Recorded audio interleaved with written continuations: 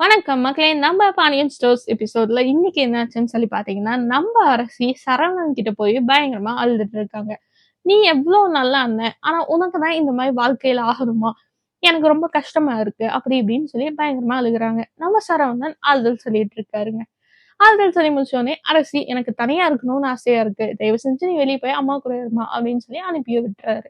அரசி நேரா வந்து செந்தில் கிட்ட உட்காந்துட்டு, எனக்கு இந்த மாரி அண்ணனோட வாழ்க்கை இப்படி ஆனது எனக்கு வந்து சுத்தமா பிடிக்கல. எனக்கு ரொம்ப கஷ்டமா இருக்கு.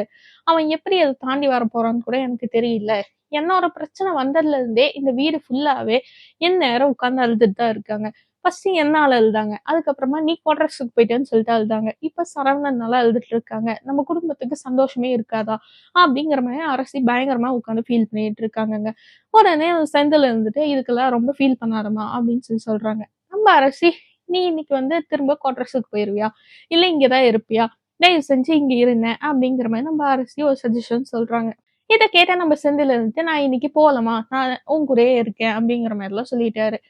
அப்புறமா நம்ம மீனா கிட்டயும் போயிட்டு, நம்ம இன்னைக்கு குவார்டர்ஸ் போல. நம்ம இங்க தான் இருப்போம்ன்னு சொல்லிட்டாரு. நம்ம மீனாவுக்கும் ஓகே. அவளுக்கு தான் இங்க இருந்தாலே ஓகே தானே. ஸோ அவளும் ஓகேன்னு சொல்லிட்டா. இன்னொரு பக்கம் நம்ம மயில் வீட்ல மயில் உட்காந்து பயங்கரமா அழுதுட்டு இருக்காங்க.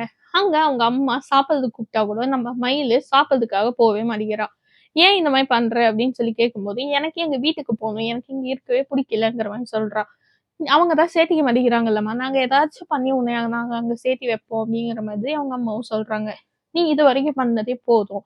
உன் பேச்ச கேட்டு தான் நான் இப்படி ஆயிட்டேன். ஃபர்ஸ்ட்டு சொன்ன பொய் தெரிஞ்சப்பவே நான் வந்து எல்லா உண்மையும் சொல்லிட்டு நான் இங்க வந்திருக்கணும். ஆனா நீ தான் என்ன வீட்ல சேர்த்துக்க மாட்டேன்னு சொல்லி சொன்ன.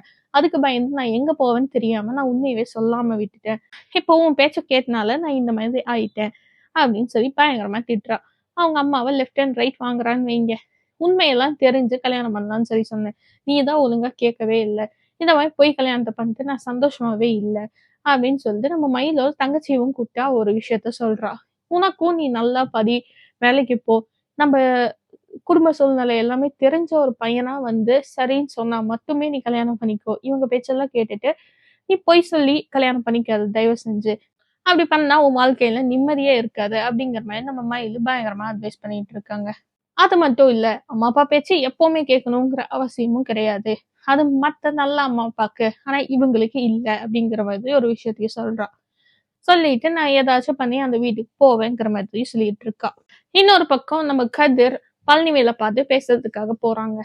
நீங்க வீட்டுக்கு வந்த உடனே நம்ம குழலியும், அம்மாவும் சேர்ந்து உங்கள பயங்கரமா திட்டிட்டாங்க. அதுக்கு மன்னிச்சிருங்கங்கிற மாரி மன்னிப்பு கேட்டுட்டு இருக்கான். உடனே நம்ம பழனிவேல் நான் அதெல்லாம் மனசுல வச்சுக்கலப்பா அப்படிங்கிற மாரி சொல்லிட்டு இருக்காரு. எனக்கு இருக்க ஒரே பிரச்சனை சரவணன் வாழ்க்கை இப்படி ஆயிடுச்சேங்கிறது தான். நிஜமாவே மயிலு அவ்வளோ பொய் சொல்லியிருக்கா அப்படின்னு சொல்லி கேட்கறான்.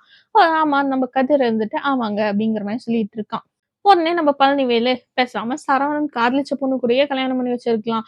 ஏன்னா சொந்தம் இல்ல, அது இல்லன்னு சொல்லிட்டு அந்த பொண்ணு வேணாம்னு சொல்லிட்டாங்க. இப்ப என்ன சொந்தமா வந்து நிக்குது? அப்படிங்கிற மாதிரி நம்ம பழனிவேலு சொல்லிட்டு இருக்காரு.